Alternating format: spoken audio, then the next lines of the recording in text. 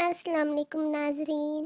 قرآن پاک میں اللہ تعالیٰ نے جگہ جگہ قوم نوح کے غرق ہونے کو بیان کیا ہے، اور یہ بھی بیان کیا ہے کہ اللہ تعالیٰ نے قوم نوح کو غرق کرنے سے پہلے حضرت نوح علیہ السلام کو کشتی بنانے کا حکم دیا تھا۔ آج ہم تاریخ اسلام میں پوری ڈیٹیل کے ساتھ دیکھتے ہیں کہ کشتی کو کیسے تیار کیا، لکڑیاں کہاں سے آئیں، اور کس طرح سے حضرت نوح نے کتنے عرصے میں لکڑی کو کاٹ کر اس کے تختے بنائے، اور کس طرح سے حضرت جبرائیل علیہ السلام نے ان کی مدد کی۔ کشتی کی تیاری۔ روایتوں میں ہے کہ جبرائیل علیہ السلام آسمان سے کچھ درختوں کے پودے لے کر آئے تھے، جنہیں حضرت نوح علیہ السلام نے لگایا، ان کی دیکھ بھال کی اور آبیاری کی، اور جب 40 سال میں درخت ہوئے تو انہیں کاٹ کر یکجا کیا گیا، اور 120 برس میں یہی عمل 3 بار دہرایا گیا کہ حضرت نوح علیہ السلام ان درختوں کے بیج بوتے رہے، اور تیاری پر 40 برس کے بعد انہیں کاٹتے رہے۔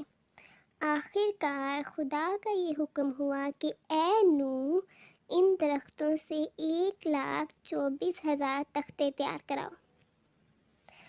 اس حکم ربانی پر حضرت نوح علیہ السلام عمل پیرا ہوئے، اور تقریباً نصف صدی کی محنت اور جاں فشانی کے بعد جب تختوں کی تعداد مکمل ہو گئی تو پھر حکم ہوا کہ ان تختوں پر تمام انبیاء کے نام کندہ کر دیے جائیں۔ یہ کام جبریل علیہ السلام کی مدد سے شروع ہوا، اور انبیاء کے اسماء گرامی مرتسم کیے جانے لگے۔ لیکن دوسرے دن حضرت نوح علیہ السلام نے دیکھا کہ پہلے دن جو نام تختوں پر کندہ کیے گئے تھے وہ محو ہو چکے تھے۔ وہ حیران و پریشان ہوئے اور دوبارہ پھر ان ناموں کو کندہ کیا۔ تیسرے دن پھر وہ مٹ گئے۔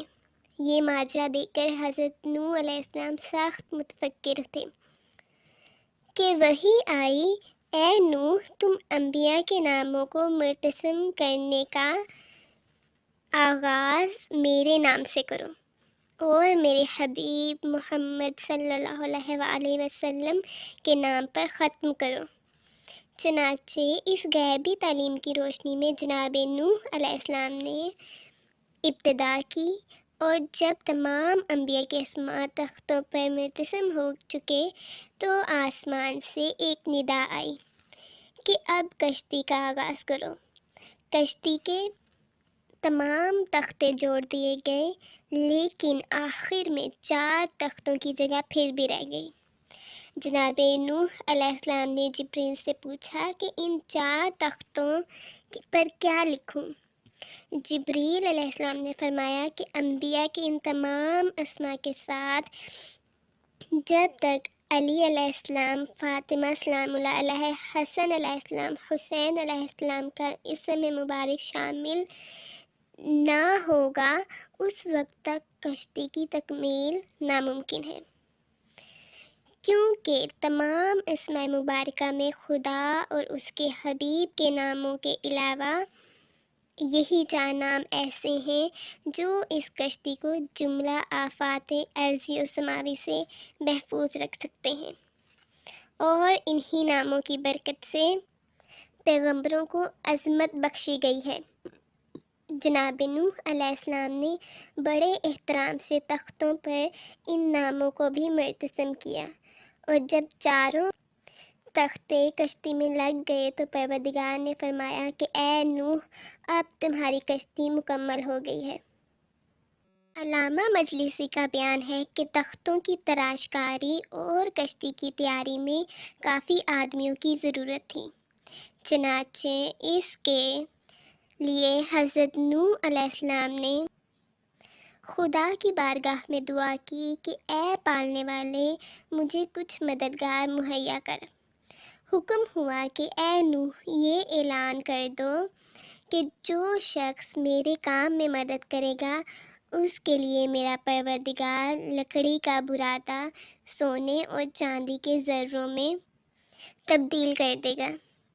اس اعلان کے بعد لالچ میں کچھ لوگ آنے لگے اور کشتی خدا کی نگرانی میں جبریل علیہ السلام کی ہدایت کے مطابق تیار ہونا شروع ہو گئی۔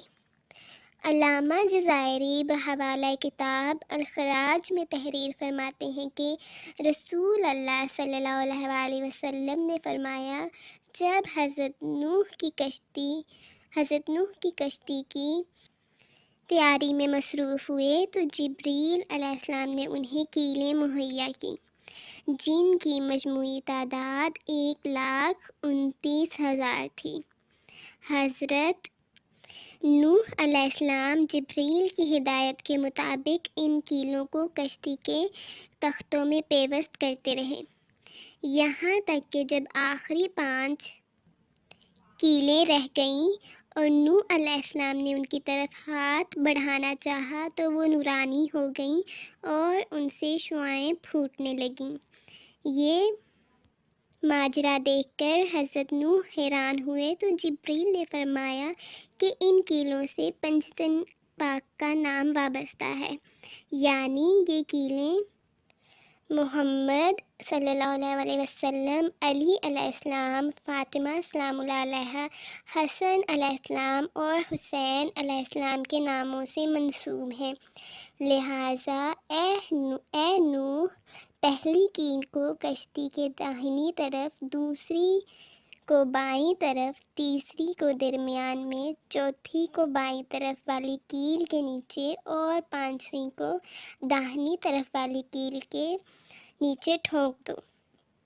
نوح علیہ السلام نے ایسا ہی کیا، لیکن جب آخری کیل لگانے لگے تو انہیں اس تختے پر خون کی تری نظر آئی۔ انہوں نے گھبرا کر جبریل سے پوچھا کہ یہ کیا ماجرا ہے؟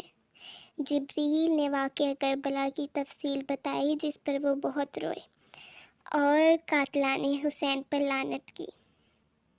مورخین کا بیان ہے کہ اس کشتی کی تیاری میں 250 سال لگے۔ اس کشتی کی لمبائی، چوڑائی اور اونچائی میں محققین کے درمیان اختلاف ہے۔ یعقوبی نے 300 ہاتھ لمبائی اور 50 ہاتھ چوڑائی تحریر کی ہے۔